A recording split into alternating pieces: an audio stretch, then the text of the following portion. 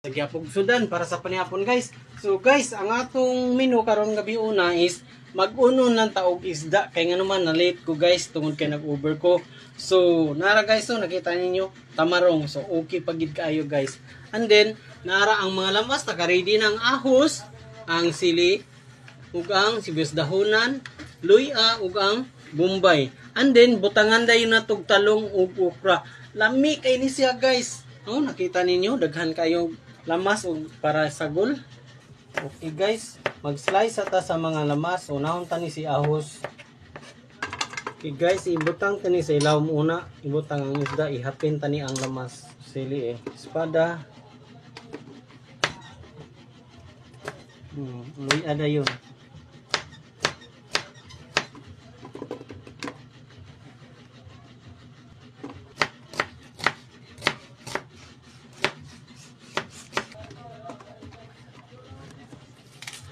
So, nakita ninyo guys, ihapin tani ang mga lamas. Una ibutang ang isda.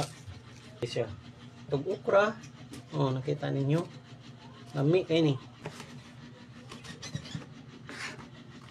Okay, butang tana ang talong. And then, lami kay ni siya guys.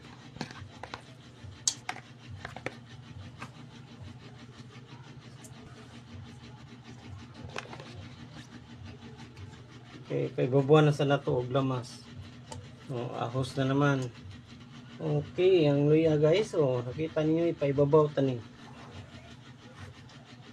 Ug ang sibuyas dahonan. And then ang okra guys. Lami kay ni siya ron. Okay. Nakita ninyo guys, ang talong gipaibabaw, lami kay ni ron siya guys. Dagbida. Okay guys, butangan na to gamay ng tuyo. And then daghanon na to ang asin.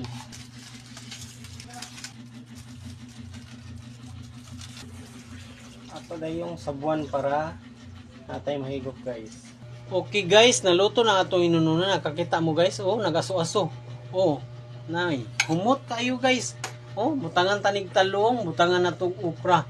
Kay mao ni nagdagbida. Lami kay ni siya guys. Oh, di ba? Kanyo? Oh, nag-aso-aso pag-ayo. Humutanan guys. Natag kanon, nakita nyo?